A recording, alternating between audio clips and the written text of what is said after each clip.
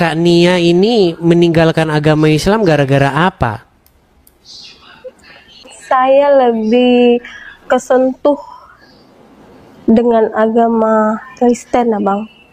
Memang dulu saya Muslim kan, tapi setelah saya jadi pindah agama itu, saya lebih mendapat semakin bahagia. Pokoknya saya banyak mendapat manfaatnya, Bang. Pokoknya mujizatnya itu nyata, Bang. Itu intinya, mujizat itu nyata, Bang. Hal-hal yang akademis atau hal-hal yang bersifat menggugah logika Anda gitu untuk meninggalkan agama Islam ada? Ada, Bang. 1 bulan saya sakit. Awal saya sakit itu, saya ambil 1 gayung air mandi. Dalam hati saya doain macam ini, Tuhan, jika memang Tuhan ingin aku jadi pengikut Tuhan, tolong sembuhkan dengan air yang saya pegang ini, buat saya tidak sakit lagi. Diskusi dengan Edis TV, 21 tahun Muslim, Nia akhirnya murtad. Ini alasannya. Malam, Bang Edis. Malam juga Nia. Nia Kristen. Dulu Islam, jadi saya murtad, Bang. Dulu Islam, sekarang Kristen. Iya, Bang. Oke. Kak Nia di sini itu bukan seperti di channelnya orang-orang Islam. Kalau ngaku-ngaku, subhanallah. Kalau di sini nggak boleh. Tahu, Bang. Kalau nggak percaya teman-teman, naik ke channel Muslim, terus ngaku-ngaku saya Kristen tadinya jadi Muslim, langsung. Oh, subhanallah, subhanallah, masuk semua lap lagi. Kalau di sini nggak, di sini wajib diuji, nggak boleh asal ngomong. Berapa tahun dulu jadi orang Islam, Kak Nia? 21 tahun, Abang. Oh, 21 tahun, oke. Iya. 21 tahun jadi orang Islam, kemudian sekarang sudah 15 tahun meninggalkan agama Islam. Iya. Tapi bagaimana kami yakin kalau 21 tahun jadi agama Islam atau 15 tahun lalu masih Islam? Pasti kalau masih Islam dulu, ingat bacaan-bacaan sholat, bacaan-bacaan surat Al-Quran, pasti masih ingat kan? Ada masih ingat, Bang, sebagian. Coba silakan, apa? A'udzubillahi minasyaitonirrajim. Bismillahirrahmanirrahim. Iyyaka na'budu wa iyyaka nasta'in. Ihdinas siratal mustaqim. Siratal ladzina an'amta 'alaihim ghairil maghdubi 'alaihim waladdallin. Ini sah.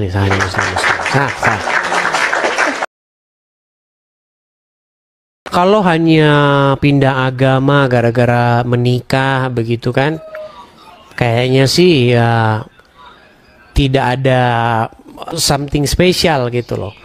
Coba Kak Nia ini meninggalkan agama Islam gara-gara apa? Saya lebih kesentuh dengan agama Kristen, Abang. Dengan saya, cuman ya, Bang, memang dulu saya Muslim kan, tapi setelah saya jadi pindah agama itu, saya lebih mendapat semakin bahagia, semakin gimana ya, Bang. Pokoknya saya banyak mendapat manfaatnya, Bang. Pokoknya mujizatnya itu nyata, Bang. Itu intinya, mujizat itu nyata, Bang. Oke, begitu. Oke, baiklah. Hal-hal yang akademis atau hal-hal yang bersifat menggugah logika Anda gitu untuk meninggalkan agama Islam ada? Ada, Bang. Misalnya? Dulu pertama saya pindah agama kan, saya kan dipasu-pasuan, Bang. Dipasu-pasu, habis itu 1 bulan saya sakit. Awal saya sakit itu, Saya ambil satu gayung air mandi macam itu bang. Habis itu saya dalam hati saya doain macam ini. Tuhan, jika memang Tuhan ingin aku jadi pengikut Tuhan, tolong sembuhkan dengan air yang saya pegang ini, buat saya tidak sakit lagi, macam itu bang. Kepala saya mau pecah macam itu bang. Jadi saya mandikan itu abang, tiba-tiba Sembuh begitu ya. sembuh abang. Artinya dulu waktu jadi orang Islam Tuhannya dipanggil-panggil nggak pernah menjawab gitu ya. Setelah jadi Kristen ngomongnya nggak usah jerit-jerit tapi didengar begitu ya. Iya Puji bang, Tuhan. betul. Ya itu ya kaum muslimin, saya teringat lagi dengan omongannya Gus Dur. Bukan saya yang ngomong ya, Gus Dur. Orang yang paling dekat dengan Tuhannya itu orang Kristen. Karena dipanggil bapaknya, bayangin bapaknya. Karena orang Islam sangat jauh dengan Tuhannya. Pakai toa manggilnya. Begitu. Oke lah ya, simple dan sederhana seperti itu. Oke, itu saja Kak Nia. Iya. Iya bang, Oke. cuman itu saja. Oke, terima kasih Kak Nia ya. Saya turunkan Iya, ya. bang, sama-sama. Terima kasih. Salam bang. Shalom, shalom. Dari begitu banyak kesaksian yang bisa kita tonton di media sosial, ada banyak cara dipakai Tuhan untuk memanggil dan memilih seseorang menjadi orang yang percaya kepada Yesus sebagai Tuhan dan Juru Selamat. Saya pikir hal itu sah-sah saja, hanya memang perlu kita mengerti dan memahami pengalaman seseorang dalam perjumpaannya dengan Kristus. Tidak boleh dibuat menjadi patokan atau berupa pengajaran, karena pengalaman masing-masing orang itu berbeda-beda satu dengan yang lain. Tetapi bagaimanapun caranya, Tuhan menyatakan atau memperkenalkan dirinya kepada seseorang menjadi sesuatu yang unik dan menarik untuk kita perhatikan bersama. Ketika Bang Edi Stipi tadi bertanya kepada Nia, yang mana 21 tahun menjadi seorang Muslim dan pada akhirnya murtad meninggalkan keyakinannya yang lama dan terbuka percaya kepada Yesus sebagai Tuhan dan Juru Selamat, dan itu sudah berjalan selama 15 tahun. Memang pada awalnya terlihat dengan jelas oleh karena ikut dengan suaminya. Tapi ketika beliau mulai menghidupi kekristenan yang telah diikutinya dan dipercayainya, ternyata beliau memberikan pengakuan. Ada sesuatu yang lebih menyentuh, membuat hatinya bahagia. Bahkan beliau memberikan testimoni banyak manfaat setelah beliau menjadi seorang Kristen atau pengikut Kristus. Yang paling mengesankan di hati dari saudari kita Nia ini, ketika beliau selama 1 bulan ada dalam keadaan sakit, beliau membuat semacam tanda petik tantangan kepada Tuhan. Kalau betul engkau Tuhan yang benar, tolonglah sembuhkan saya dari penyakit ini. Dan beliau pun memandikan 1 gayung air.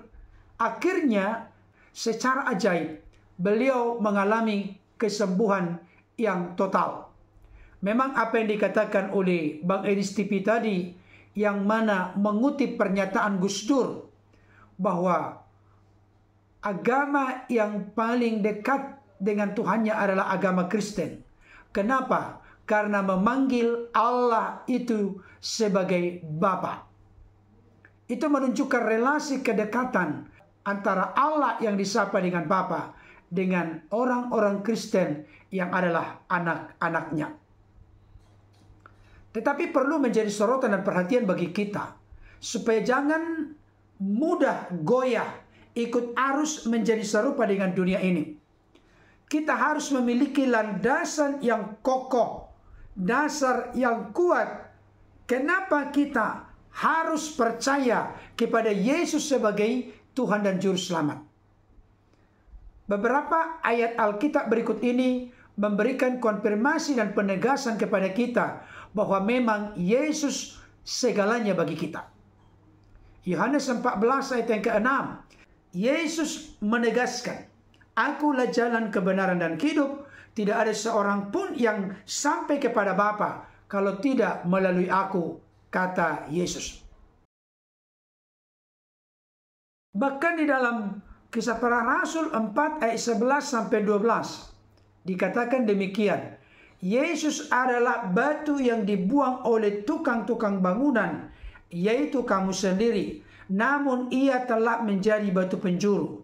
Dan keselamatan tidak ada di dalam siapapun juga selain di dalam Dia, maksudnya selain di dalam Yesus. Sebab di bawah kolong langit ini tidak ada nama lain yang diberikan kepada manusia yang olehnya kita dapat diselamatkan.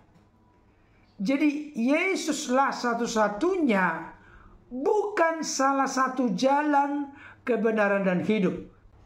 Sekali lagi saya tegaskan, Yesus satu-satunya jalan yang memungkinkan relasi manusia yang telah jatuh ke dalam perhambaan perbudakan dosa dengan Allah yang Maha Kudus melalui karya penebusan, pengorbanannya dengan cara menyerahkan nyawanya mati di kayu salib. Tetapi jangan lupa setelah dikuburkan, Dia bangkit pada hari yang ketiga, mengalahkan dosa, kuasa iblis, dan maut atau kematian. Bapak Ibu Saudara dikasihi Tuhan, bahkan Yohanes 10 ayat 28 jelas berkata bahwa Yesus memiliki otoritas dan kuasa memberikan hidup yang kekal kepada siapapun yang terbuka percaya menerimanya sebagai Tuhan dan Juru Selamat. Bahkan Yesus menggaransi bahwa setiap yang telah percaya kepadanya pasti tidak akan binasa sampai selama-lamanya, dan seorang pun tidak akan merebut mereka dari tangan Yesus. Jadi kenapa kita harus terbuka dan percaya kepada Yesus sebagai Tuhan Juru Selamat? Karena Yesus berkuasa menjamin, menggaransi, memastikan hidup kekal, sorga, dan keselamatan yang kekal.